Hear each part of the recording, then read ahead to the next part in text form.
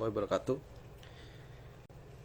Selamat pagi, adik Islamik ya. Insya Allah suara saya terdengar ya. Mohon maaf ada masalah teknis tadi. Untuk masuk ke live IG-nya ada sedikit yang berubah. Mungkin HP saya minta diupdate. Oke, mungkin sobat adik Islamik saya langsung undang aja Ustadz Teguh ya. Karena hari ini kita ngebahas yang bertemakan ngebahas tentang fatwa sukuk nomor 137 ya. Ya insya Allah bisa kita kupas tuntas ya. Sebelum Jumatan nanti saya akan coba undang Ustadz Teguh sebentar.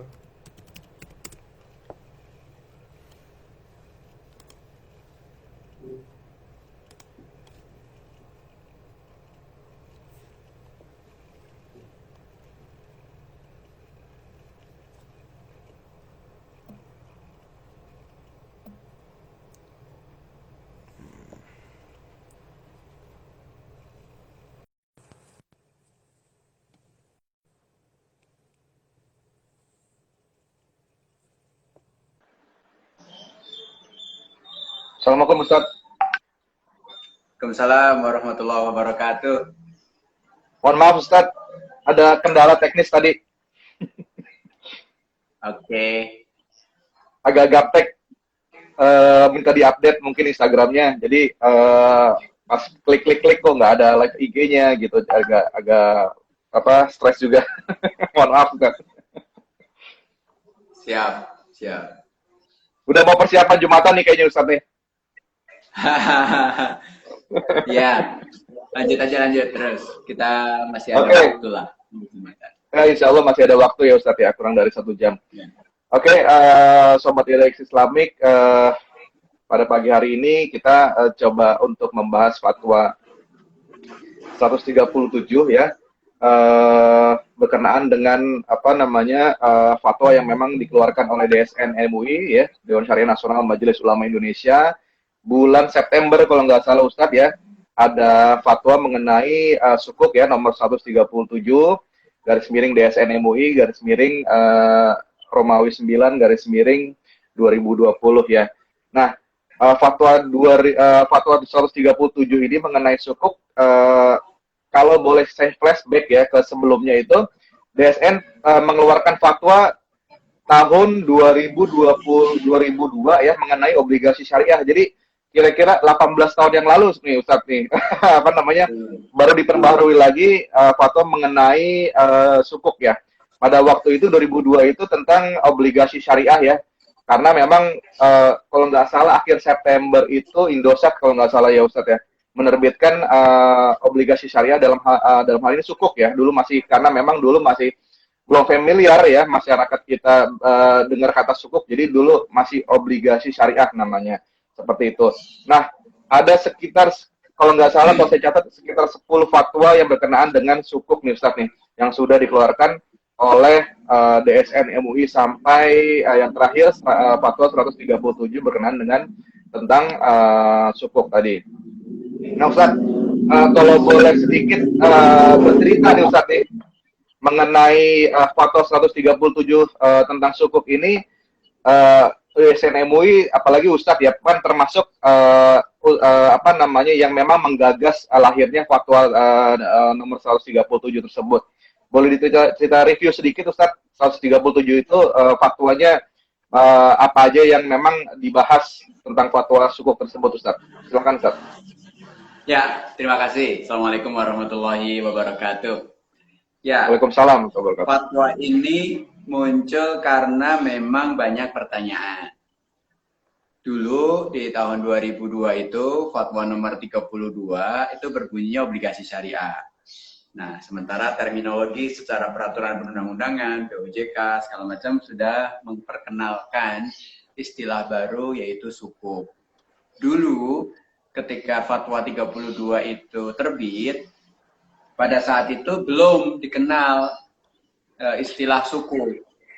Kalau kita merujuk kepada literatur maraji yang di Timur Tengah katakan gitu, istilah sukuk pun pada awalnya itu berarti sertifikat aja, artinya apapun itu, Bahkan pada awal-awal dulu, istilah sukuk pun digunakan untuk surat berharga yang sifatnya umum, mau syariah mau nggak syariah, awalnya ya. Baru berkembang belakangan, sukuk ini spesifik untuk syariah. Sehingga dulu kalau kita baca kitab-kitab yang lama atau buku-buku yang lama dari referensi itu, masih disebutkan al-sukuk al-islamiyah. Jadi sukuk pun dikasih embel-embel Islami, ya, Islamic sukuk, gitu. Islamic sukuk. Gitu. Nah, berkembangnya zaman, berkembangnya waktu, akhirnya ditetapkan bahwa atau banyak diistilahkan kalau yang syariah itu pakai sukuk, kalau yang konvensional pakainya sanadat dalam bahasa Arabnya itu. Sehingga di Indonesia pun pada saat itu kemudian diperkenalkan istilah sukuk untuk surat berharga yang mirip seperti obligasi, tapi sesuai dengan prinsip syariah. Sementara untuk yang konvensional namanya obligasi. Nah, sebelum kita bahas ke fatwa 137, fatwa 32 tentang obligasi syariah, kalau kita cermatin, itu fatwa itu mendefinisikan ulang berkaitan dengan obligasi syariah. Jadi kalau obligasi syariah selama ini kita kenal sebagai surat utang, maka di fatwa nomor 32 itu disebutkan bahwa obligasi syariah itu suatu surat berharga. Nah, ini lihat. Jadi bukan sebagai utang, tapi dia lebih ke umum, yaitu menggambarkan bahwa dia adalah efek yang berdasarkan prinsip syariah. Nah, karena secara terminologi perundang-undangan, nomenklaturnya sudah berubah menjadi sukuk, sehingga banyak orang bertanya, kalau gitu fatwa tentang sukuk mana? Obligasi syariah itu bukan sukuk, beda kan, karena istilahnya berbeda. Dan sehingga perlu adanya fatwa baru tentang sukuk. Dan juga fatwa yang lama yang nomor 32 yang tentang obligasi syariah itu masih sangat global, dan kalau kita baca lebih dalam lagi itu pun isinya lebih cenderung, meskipun tidak ya, ada kecenderungan hanya yang sifatnya mudhoroba, karena pada saat tahun 2002 itu belum ada akad lain dalam itu pada obligasi syariah pada saat itu, atau pada sukuk saat itu belum ada akad lain kecuali yang memang pada saat itu akan diterbitkan, yaitu sukuk mudhoroba atau obligasi syariah mudhoroba ya. Nah, fatwa ini, fatwa 137 mendudukkan atau ingin mendudukkan bahwa sukuk itu apa sih? Gitu kan. Sehingga di awal ada definisi tentang sukuk, yaitu surat berharga syariah atau efek syariah berupa sertifikat atau bukti kepemilikan. Bukti kepemilikan atas apa? Atas aset yang mendasarinya, atau usul sukuk atau aset sukuk. Nah, selama ini di market sering ada istilah underlying sukuk, gitu kan. Underlying yang mendasari adanya sukuk. Nah, fatwa ini sengaja tidak menggunakan istilah underlying karena biasanya underlying dalam instrumen obligasi itu digunakan untuk jaminan.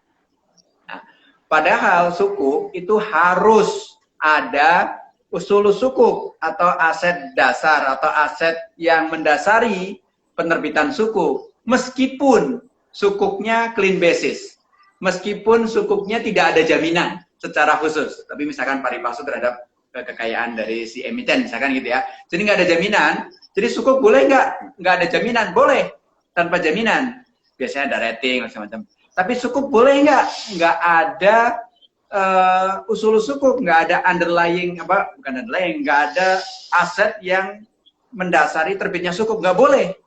Jadi sukuk harus ada aset yang mendasari diterbitkannya sukuk, tapi sukuk boleh tidak ada jaminan. Nah, kemudian setelah didudukkan apa itu sukuk, termasuk syarat disebut sukuk tuh harus dana sukuk itu atau dana hasil dari proceed, dana hasil penerbitan sukuk itu sudah diterima oleh penerbit, gitu kan.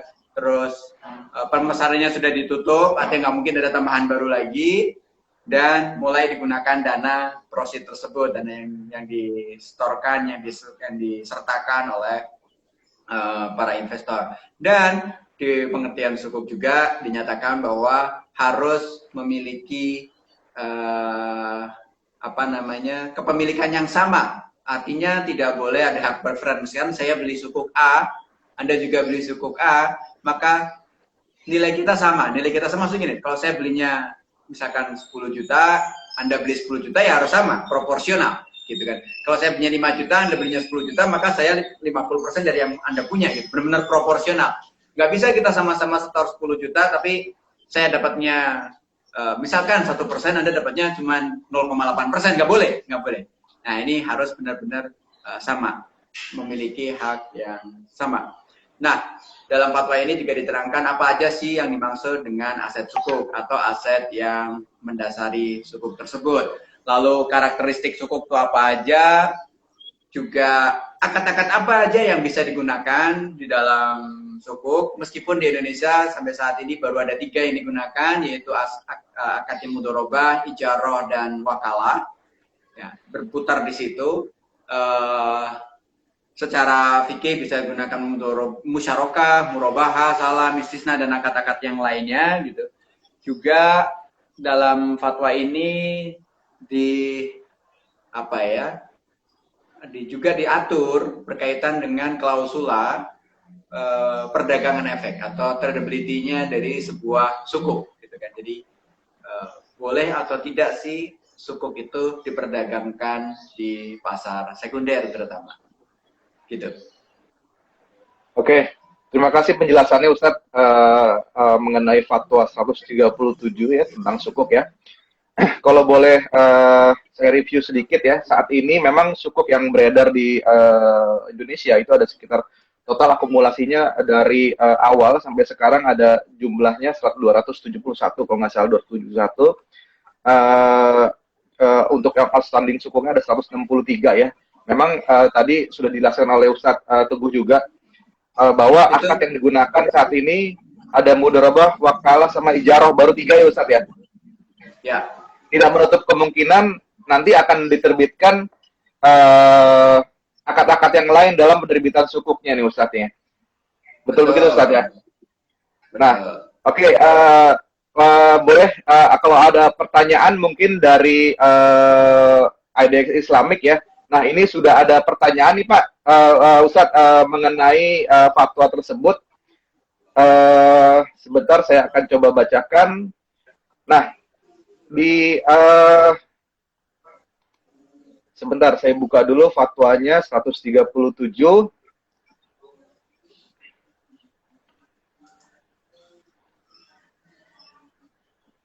Nah, nih Ustadz. Itu tadi jumlah sukuk tadi yang Anda sebutkan, itu jumlah sukuk korporasi ya? Iya, betul Ustadz. Sukuk korporasi, data dari OJK. Nah, sukuk negara pun ada juga sukuk yang diterbitkan oleh pemerintah kan? Juga oh iya, betul. Negara gitu. Jadi perlu ditambahin lagi tuh ininya. Karena sukuk negara pun masih menggunakan akad ya antara ijarah sama wakalah kan. Ada yang saya respect itu ya ada ijarahnya di sana, ada wakalah juga di sana gitu. Nah, terus lanjut. Ya, betul Ustaz. Saya lupa tadi menjelaskan kalau tadi yang saya sebutkan tadi sukuk korporasi. Nah, ini ada pertanyaan apa maksud dari sukuk dapat berubah menjadi utang atau piutang dalam kurung dain dalam hal aset sukuk usul al sukuk berubah menjadi piutang atau dain dalam kurung pemegang sukuk. Jika berubah menjadi piutang, apakah akan berdampak terhadap sukuk yang diterbitkan? Nah, ini ada di fatwa nomor 137 kalau nggak salah itu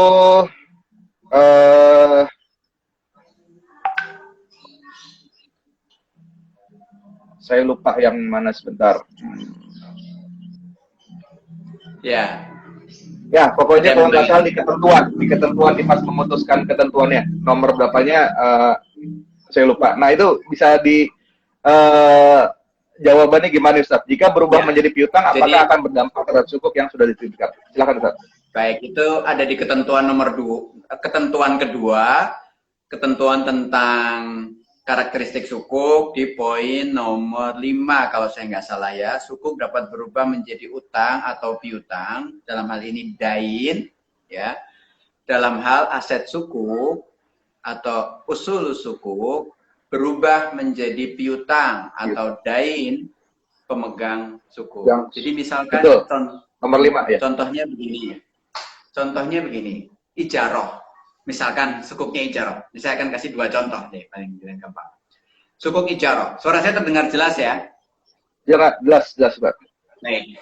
Jadi sukuk ijaroh. Anda kalau menyewa rumah, gitu kan, berarti kan mengalihkan hak manfaat, ya kan, mengalihkan hak manfaat dari rumah tersebut. Misalkan sewa rumah dalam 1 tahun harganya 20 juta, maka Anda membayar dan Anda punya manfaat. Pada saat itu Anda punya hak manfaat ketika Anda sudah membayar 20 juta, ya kan. Terus rumah itu Anda sewakan lagi ke pihak ketiga, misalkan, gitu kan. Pihak ketiga menyewa dari Anda dalam 1 tahun 25 juta. Tapi membayarnya nanti. Posisi ini, maka Anda sudah memberi hak manfaat dan Anda alihkan hak manfaat itu ke pihak ketiga. Ya kan? Sepanjang itu masih dalam masa ijaroh, maka hak manfaat itu masih ada di pihak ketiga yang Anda akan terima pembayaran terus. Dan bayarnya misalkan setiap bulan dibayar terus ya. Ternyata setelah 1 tahun, ya, orang ini yang menyewa dari Anda ini itu nggak bayar lunas, ya.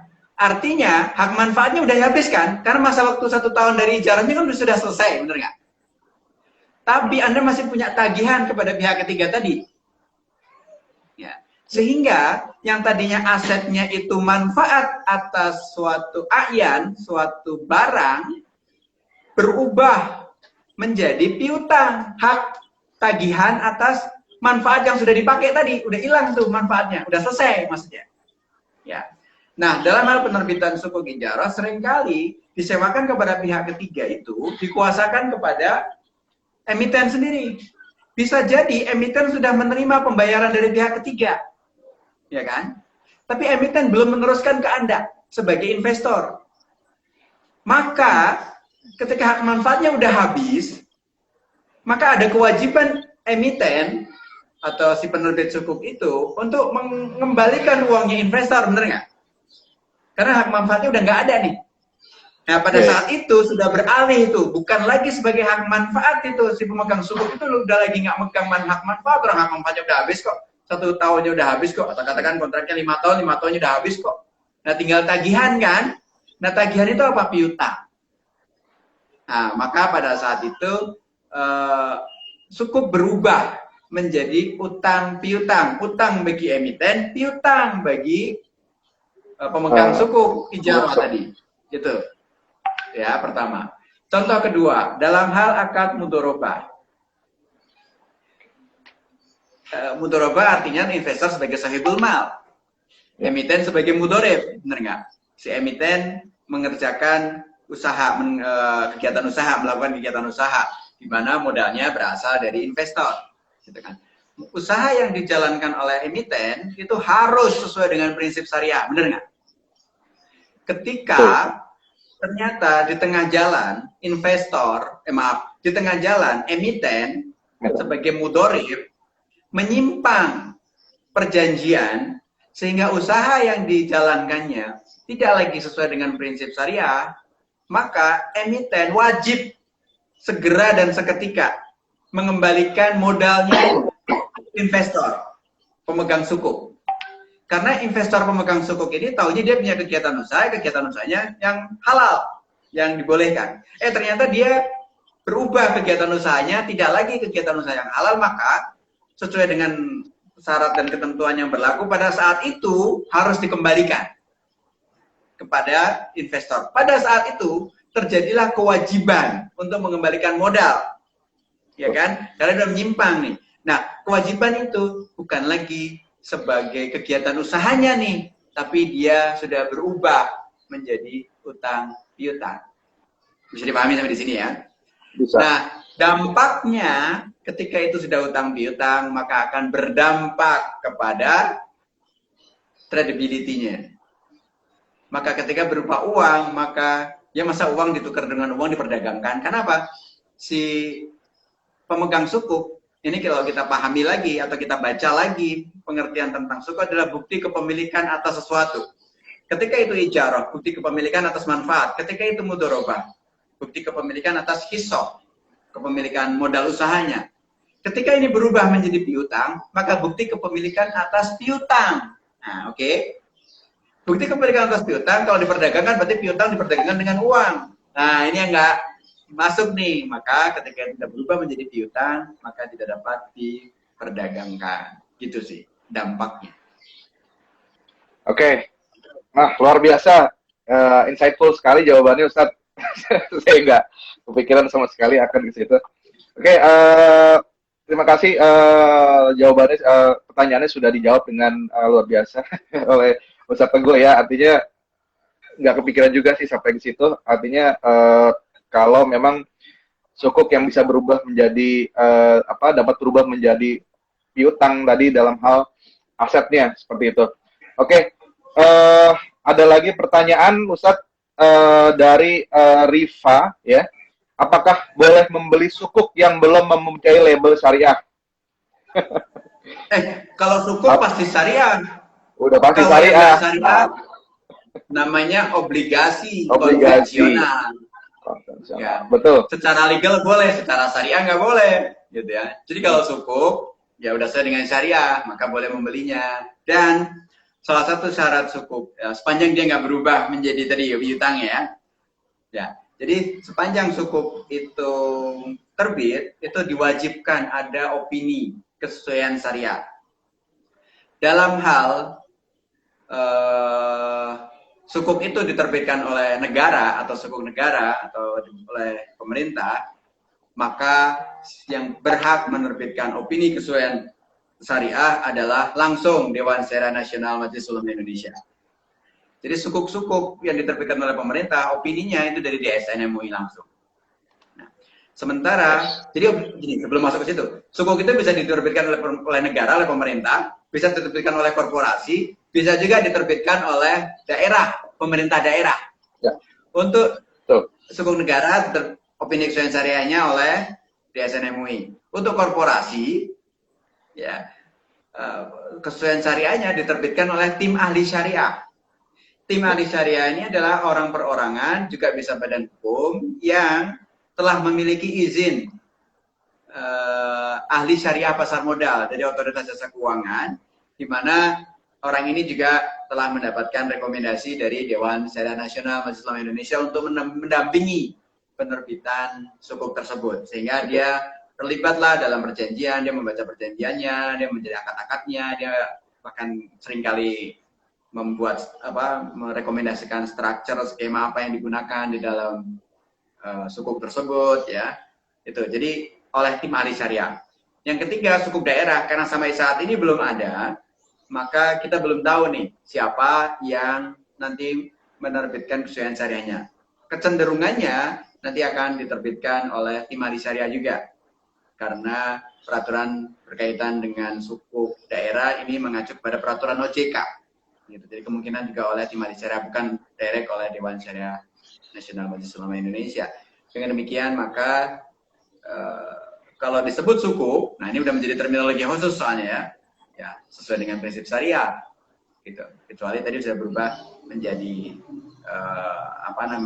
piutang, dia tetap sukuk, tapi tidak bisa diperdagangkan. Ya. Nah, saya lengkapi sedikit ya.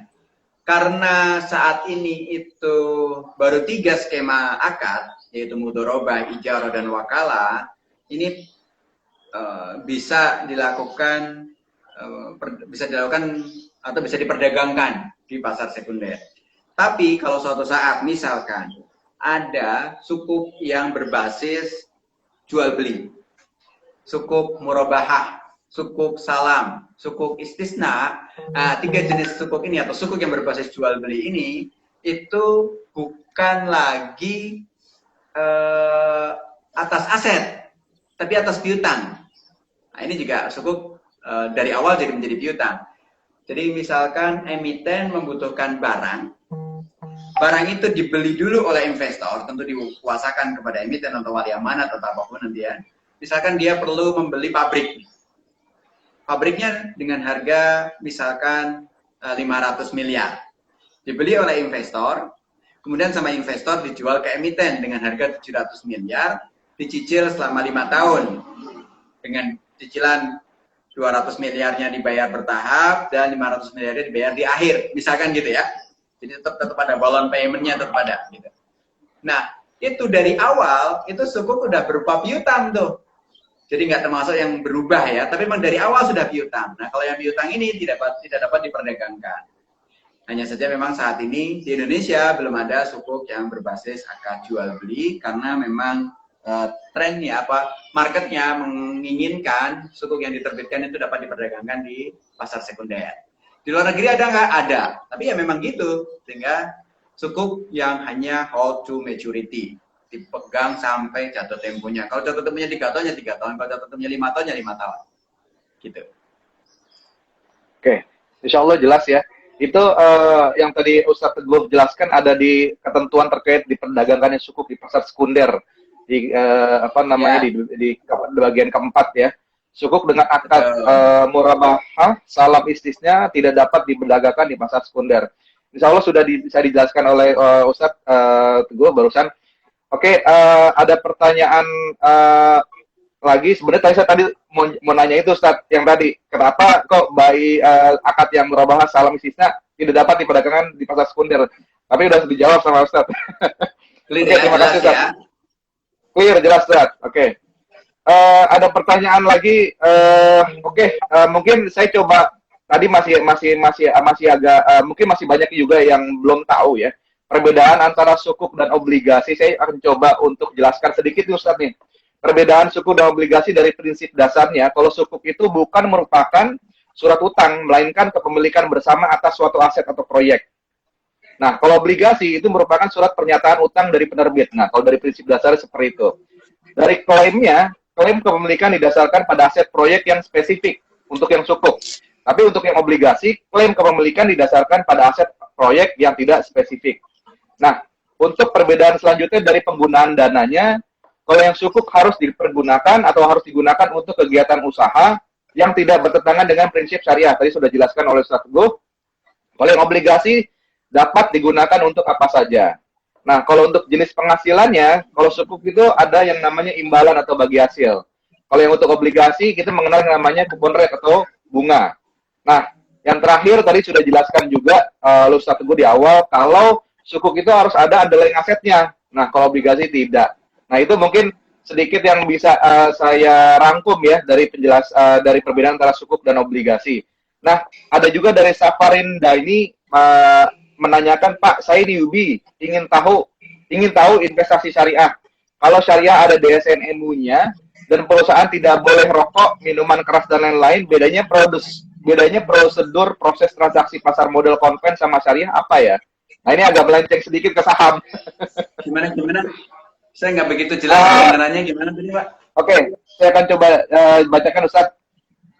Ingin tahu mengenai investasi syariah, ini ada penanya yang ingin tahu mengenai investasi syariah. Kalau syariah, kalau investasi syariah mungkin ada DSN MUI-nya dan perusahaan tidak boleh bergerak dalam bidang rokok, misalkan minuman keras dan lain-lain. Bedanya prosedur proses transaksi pasar modal konven sama syariah apa? Seperti itu. Prosedur transaksi yang dimaksudkan apa nih ya? Ini kita harus clear dulu. Prosedur transaksi untuk penerbitan sebuah efek, apapun efeknya, investasi itu kan ada saham, ada kalau di saya ada sukuk, ada reksadana atau instrumen yang lainnya, misalkan KIK EBA SP yang syariah gitu kan, itu kan semuanya ada prosedur yang harus dijalani baik secara konvensional maupun syariah sehingga ini bisa terbit gitu kan. Nah, umumnya atau gini, itu satu hal. Hal yang lain adalah ketika instrumen ini sudah ada, efek ini sudah ada prosedur lagi perdagangannya. Nah, atau kita investasi di sana ada prosedurnya lagi. Baik syariah maupun konvensional maksudnya ada prosedurnya, bener nggak? Nah, ini yang mana? Tapi saya akan jawab dua-duanya deh supaya nggak bingung ya, supaya semoga bisa menjawab, karena bisa jadi ditanyakan salah satu, tapi saya akan jawab dari dua sisinya. Prosedur ketika penerbitan sebuah efek, baik itu saham, sukuk atau surat berharga berbasis pendapatan tetap misalkan gitu ya, KIK EBA, yang konvensional syariah segala macam, terus reksadana segala macam, itu ada prosedurnya. Umumnya semua prosedur yang ditetapkan oleh peraturan perundang-undangan berlaku untuk semua, baik syariah maupun konvensional. Khusus untuk yang syariah, ada prosedur tambahan biasanya. Ya. Sebuah saham ketika atau sebuah perusahaan ketika dia mau menawarkan sahamnya ke publik, gitu, maka dia menjalankan prosedur biasa, meskipun dia adalah lembaga syariah atau lembaga keuangan syariah atau lembaga bisnis syariah, apapun ya, maka dia mengikuti prosedur yang berlaku di peraturan perundang-undangan yang berlaku secara umum. Ya. Dia jalanin itu. Bahwa dia menyatakan itu sebagai entitas bisnis syariah, maka ada kewajiban-kewajibannya. Di antaranya dia harus tunduk kepada Undang-Undang Nomor 40 tentang perseroan terbatas. Harus ada Dewan Pengawas Syariahnya di emiten tersebut. Harus segala macam lah. Prosedurnya nggak boleh ini, nggak boleh itu, segala macam. Dia punya cleansingnya sendiri untuk dana-dana yang non halal. Itu prosedurnya. Gitu. Ketika dia perusahaan biasa, bukan perusahaan syariah, katakan misalkan dia produsen mobil, misalkan gitu ya, dia mau IPO, menerbitkan sahamnya, maka dia mengikuti ketentuan yang biasa, tapi setelah dinilai ini sebetulnya masuk dalam daftar efek syariah nih. Nah, maka Dewan Otoritas Jasa Keuangan kerjasama sama DSN, bursa dan sebagainya itu untuk menerbitkan daftar efek syariah. Gitu. Dalam penerbitan sukuk demikian pula, sukuk yang berlaku sebagaimana penerbitan obligasi pada umumnya secara peraturan perundang-undangan, tapi ada tambahan bahwa yang namanya sukuk harus memiliki aset dasar yang menjadi dasar penerbitan sukuk tersebut.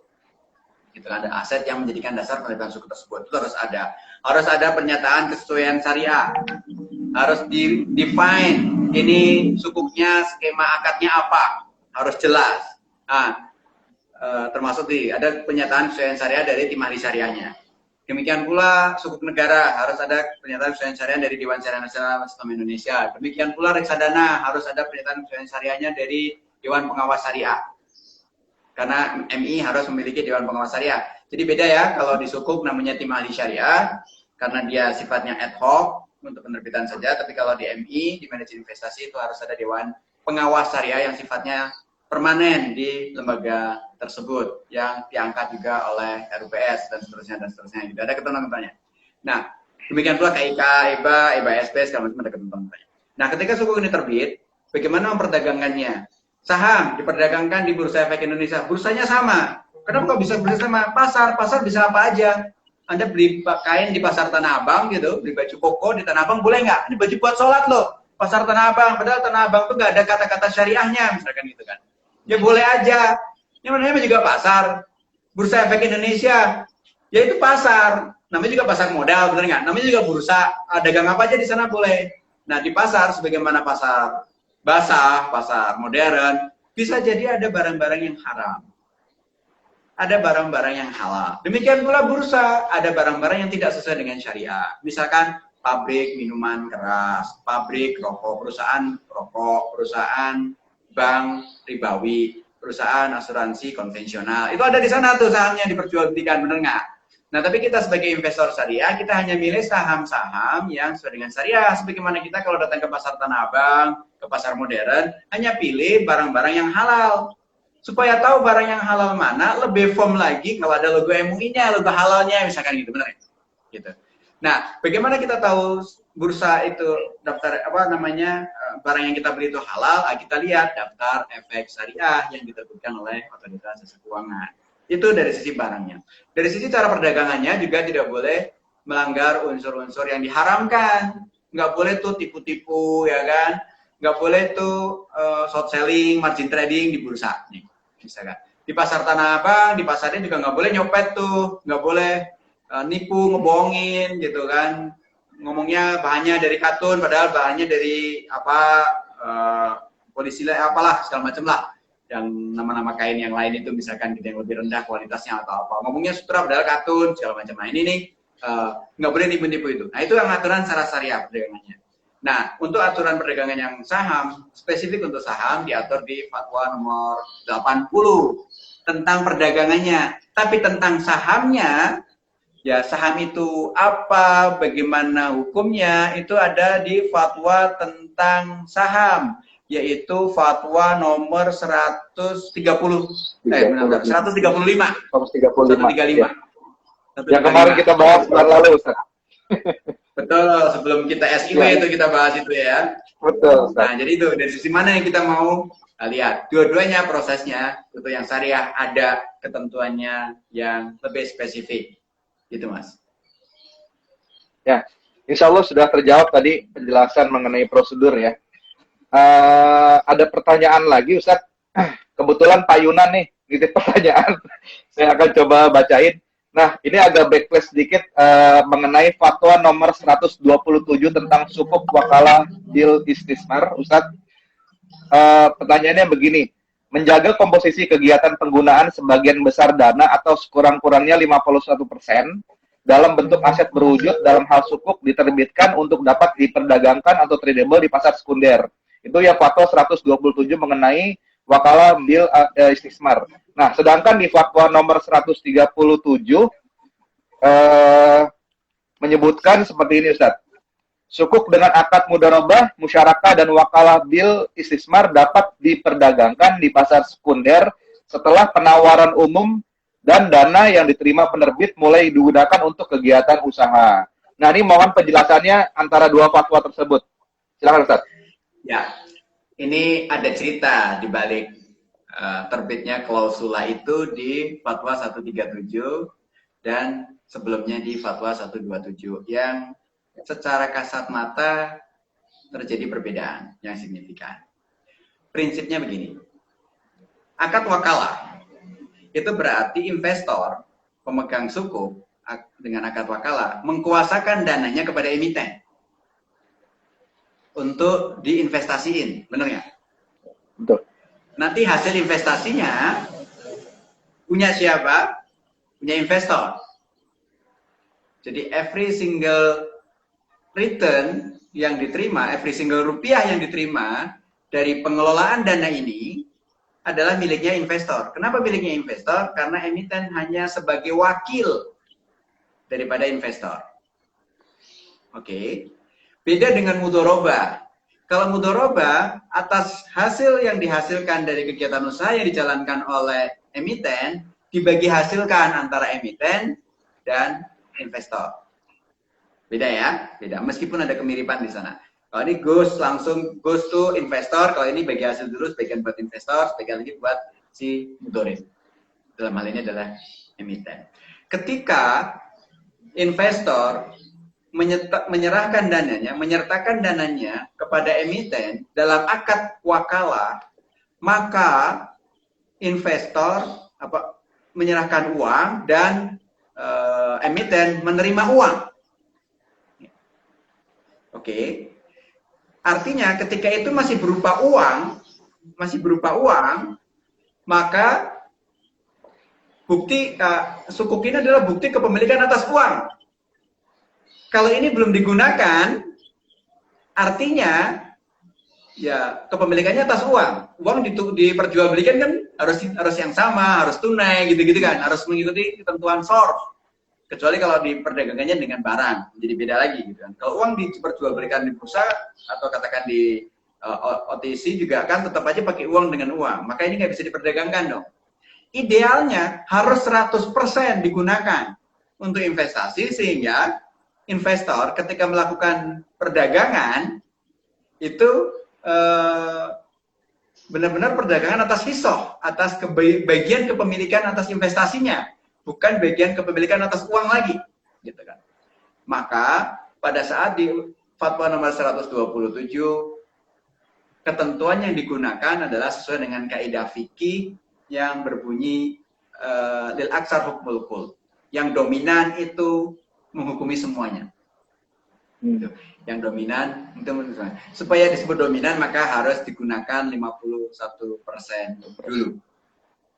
Gini kan? Maka itu bisa mewakili atas investasinya. Nah, di fatwa nomor 137, harusnya fatwa ini sudah terbit di tahun 2019 harusnya. Perdebatan ini setahun. Ini ketika diwakalahkan, ini belum digunakan kan? Belum digunakan kan? Maka sepakat. Semua sepakat bahwa ini adalah bukan atas suatu instrumen investasi, tapi ini adalah atas uang, sehingga nggak bisa diperdagangkan. Tapi kalau sudah digunakan, sudah mulai digunakan, dan akan menjadi kesulitan, digunakannya berapa persen? Berarti harus ada laporan sampai digunakan 100%. Kalau yang negara mudah, karena negara bisa report langsung ke DSN yang ini. Tapi kalau emiten kan emitennya banyak, segala macam, dan itu laporan di OJK nggak ada gitu kan. Maka DSN akan dalam hal ini menggunakan kaidah apa namanya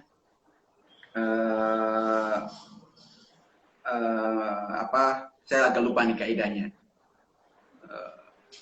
Yang jelas ini,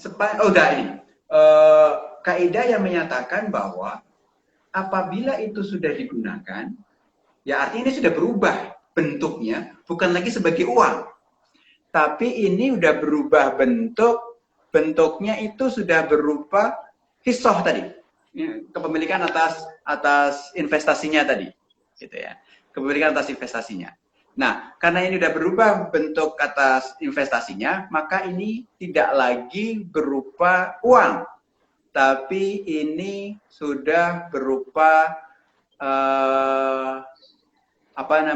hisoh kepemilikannya, sehingga ini boleh diperdagangkan. Sebentar, saya lagi cari ya, sebentar ya. Kaidahnya apa gitu ya, yang digunakan sehingga ini sesuai dengan prinsip syariah. Sebentar.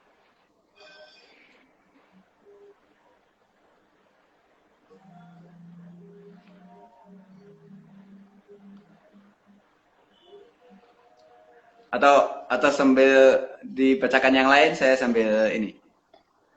Oke. Ada pertanyaan lagi, Ustaz. Ini ada nih.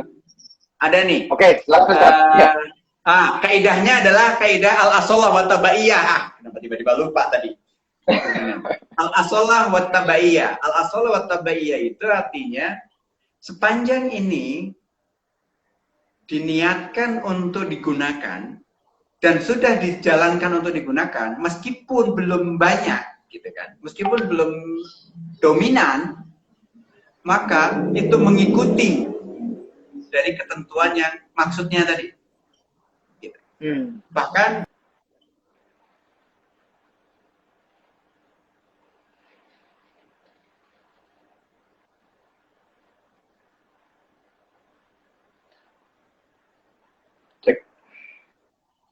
apakah terputus barusan? Ya, agak terputus Ustaz. Mohon maaf. Oke, sekarang udah enggak ya? Ya, tapi videonya masih berhenti. Ya, udah jelas Ustaz. Oke, jadi al-asolah tabaiyah itu gini. Ketika itu sudah dimaksudkan dan sudah dikerjakan untuk dilakukan suatu proyek kegiatan usaha, maka ini sudah dianggap bahwa ini sudah mengikuti asalnya, mengikuti asolahnya. Asolahnya ini memang untuk investasi, diinvestasiin, hanya belum gitu. Artinya belum semua, tapi sudah jalani gitu. Ini ternyata sesuai dengan apa yang dituangkan dalam syariah standarnya OIV, Accounting and Auditing Organization for Islamic Financial Institutions, yang berbunyi ya juzu tadawulus sukukul musyarakah wa sukukul mudharabah wa sukukul wakalah bil istismar. Jadi boleh diperdagangkannya sukuk musyarakah, sukuk mudharabah, dan sukuk wakalah bil istismar ba'da qafli babil iktitab wa tahsisis sukuk wa bad'in nasyat fi al-a'yan wal manafi. Boleh diperdagangkan sukuk musyarakah, mudharabah, dan sukuk wakalah bil istismar setelah ditutup pintu penawaran, sudah nggak ada penawaran terhadap suku lagi. Watahsis sukuk, wabat in nasyat, yang paling penting nih, wabat in nasyat, dan dimulainya kegiatan usaha baik itu berupa manafi maupun a'yan, baik itu berupa barang wujud maupun jasa maupun manfaat gitu tadi ya. Sehingga menggunakan kaidah asal wa tabi'iyah. Sehingga kita mengikuti fatwa yang terakhir. Fatwa yang terakhir adalah fatwa 137 ini yang berkait yang tentang sukuk gitu. Bahwa idealnya 100% ya. Gitu. Dan ini harus 100%, hanya masih dalam proses. Nah, dalam proses ini bolehkah diperdagangkan? Maka menggunakan kaidah al-asolah wa tabaiyah. Ini memang perdagangannya panjang, perdebatannya panjang karena ada dua kaidah yang sama-sama kuat. Nah, saya cerita tadi, harusnya fatwa ini tahun lalu terbit, perdebatannya sama diskusinya lah ya, bukan perdebatan, diskusi itu 1 tahun, sampai akhirnya tim itu akhirnya memutuskan untuk dikembalikan ke pleno, ke rapat pleno DSN MUI yang isinya para tokoh, profesor, dokter, segala macam banyak pihak untuk memutuskan ini mau pakai kaidah A apa kaidah B dengan segala macam pertimbangan pro and kontra yang dua-duanya sama-sama kuat. Dan yang kedua ini juga sudah digunakan di AOIV, Accounting and Auditing Organization for Islamic Financial Institution, maka yang B ini yang dipilih. Meskipun yang A juga digunakan oleh Majma' Fikih di lembaga fikih yang lain gitu kan. Jadi sama-sama kuat sebetulnya. Jadi ya udahlah, ini dua-duanya baik dan dianggap yang maslahat, yang lebih maslahat adalah yang kedua. Maka kita bisa sepanjang itu sudah digunakan. Tapi kalau belum digunakan, nggak boleh diperdagangkan. Tapi kalau sudah digunakan, maka dia menjadi asolah. Gitu. Oke. Terima kasih penjelasannya, Ustadz. Sudah jam 11, tapi karena kita mulainya tadi agak telat ya, mungkin 10 menit lagi Ustadz ya. Saya akan coba bacakan, masih ada pertanyaan lagi nih. Saya pengen coba invest saham syariah. Nah, ini di luar dari tema kita mengenai sukuk. Harus mulai dari mana dulu? Mohon maaf, masih newbie. Nah, bisa dijawab Ustadz, kalau untuk yang masih baru-baru ya, mungkin kalau sukuk itu kan minimal 1 juta Ustadz ya. Artinya mungkin kalau untuk sukuk retail, betul. Sukuk retail 1 juta. Dan itu bisa dibeli mitra distribusinya di berbagai macam mitra distribusi aja. Kalau nggak salah ada 30 mitra distribusi yang memang bisa dibeli. Apalagi sekarang sudah ada sukuk yang green sukuk ya Ustadz ya. Yang memang ST007 kalau nggak salah ya, itu juga bisa dibeli oleh sebelumnya juga udah green sukuk sebelumnya. Yang sebelumnya udah green yang 006. Ya, dari tahun 2018 ya Ustadz ya sudah ada green sukuk nih. Nah, first green sukuk pertama di dunia bahkan Ustadz ya. Betul. Nah ini luar biasanya produk investasi yang ada di Indonesia ini makin beragam dan makin banyak ya, artinya investor memang kalau masih mau untuk mencoba investasi baik di saham bisa, baik di investasi di sukuk juga bisa, baik di investasi di dalam hal ini surat berharga syariah negara yang memang diterbitkan oleh negara tadi itu juga bisa dijadikan instrumen investasi oleh investor ya, baik yang newbie maupun yang memang sudah lama berterjun di bidang investasi Ustadz. Oke Ustadz, mungkin kalau terakhir dari Ustadz ya, ada mungkin sepatah dua patah kata yang berkaitan dengan investasi yang bisa yang memang investasi syariah pastinya Ustadz, kiat-kiat mungkin atau masukan-masukan yang memang bisa bisa diberikan oleh Ustadz terkait dengan investasi syariah yang sedikit menyerempet dengan sukuk nih Ustadz. Silakan Ustadz. Baik, investasi secara umum, kapan mulainya? Sekarang mudah banget, bisa mulai dari gadget Anda. Anda tinggal buka aplikasi, kalau mau beli saham, download aplikasi SOTS, buka akunnya di sana, terus nanti akan ada proses-proses, buka rekening dana nasabah, FDN, macam-macam. Nanti Anda bisa mulai transaksi setelah akun Anda efektif, gitu kan. Mungkin butuh waktu sampai 1-3 harian lah, gitu kira-kira untuk bisa buka itu. Dan habis itu Anda bisa beli, jual.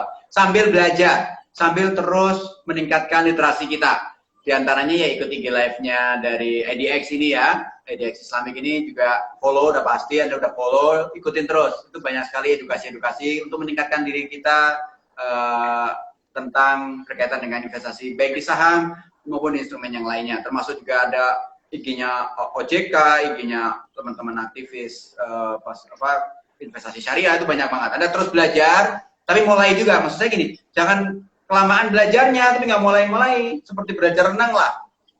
Kalau Anda teori doang, nggak mulai-mulai nyemplung di kolam, ya nggak bisa-bisa, bener nggak? Tapi juga jangan bunuh diri, belajar renang langsung ke lautan, jangan juga gitu kan. Bisa tenggelam, tapi ya pelan dulu di kolam yang cetek dulu. Investasi juga demikian, investasi dari yang instrumennya ini dulu, yang ringan dulu. Toh beli saham bisa 100.000. Mulai bisa juga dengan reksadana, misalkan gitu ya. Reksadana syariah mulainya juga bisa 100.000, bahkan ada di marketplace itu cuma 10.000 gitu kan. Reksadana itu kumpulan dari semua instrumen, Anda bisa beli di sana, banyaklah. Kapan-kapan lah kita bahas tentang reksadana, karena menarik juga tuh reksadana kan. Terus juga Anda bisa beli sukuk. Nah, sukuk pada umumnya diperdagangkan dengan besaran 1 miliar, pada umumnya satu ininya ya.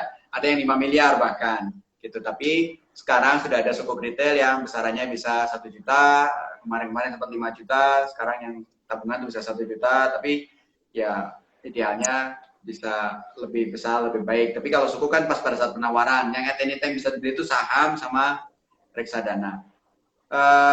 Kemarin sempat ada sukuk retail bukan negara, sukuk retail korporasi, tapi memang sangat terbatas, hanya dijual oleh satu agen penjual doang, dari beberapa agen penjual yang dia bisa beli sukuknya misalkan, dan itu juga dengan nominal yang sedikit aja jatahnya untuk yang retail, karena belum yakin retail akan absorb penawaran tersebut gitu kan. Intinya adalah harus dijalankan. Investasi syariah bukan sekedar teori-teori, tapi jangan juga berhenti berhenti untuk belajar. Jadi meskipun sudah praktek, terus belajar. Apalagi sekarang dengan kondisi online gini, banyak belajar secara online, baik saham dan lain sebagainya, investasi syariah, dan itu murah banget. Banyak yang gratis juga banyak. Jadi never ending untuk selalu belajar. Gitu kali ya. Terima kasih, semoga manfaat. Assalamualaikum warahmatullahi wabarakatuh. Waalaikumsalam warahmatullahi wabarakatuh. Terima kasih Ustadz Teguh atas waktu dan masukannya, ya, nasihatnya, dan insightful sekali penjelasan-penjelasan berkaitan dengan fatwa nomor 137 tentang sukuk. Insya Allah kita bisa ke depannya bisa kerjasama lagi untuk membahas fatwa-fatwa yang memang dikeluarkan sama DSN ya. Tadi ada beberapa masukan juga, memang kita bahas dong tentang fatwa tentang wakaf sukuk nih yang memang sudah diterbitkan oleh DSN tahun 2019 kalau nggak salah, tahun lalu ya. Itu belum sukuk wakaf. Sukuk wakaf, ya. Mohon maaf terbalik. Ya, itu belum kita bahas juga nih Ustadz nih. Tadi juga Ustadz sudah menyinggung tentang reksadana. Ya, reksadana juga ntar reksadana syariah kan kita bahas juga insya Allah tahun depan ya, karena memang tahun ini sebentar lagi habis ya. Insya Allah kita bisa bertemu lagi di lain kesempatan. Oke Ustadz Teguh, terima kasih sekali lagi atas waktu. Ya, sama-sama Ustadz. Terima kasih atas penjelasannya. Mungkin kita bisa tutup dengan doa kafaratul majelis ya Ustadz. Subhanakallah bihamdika.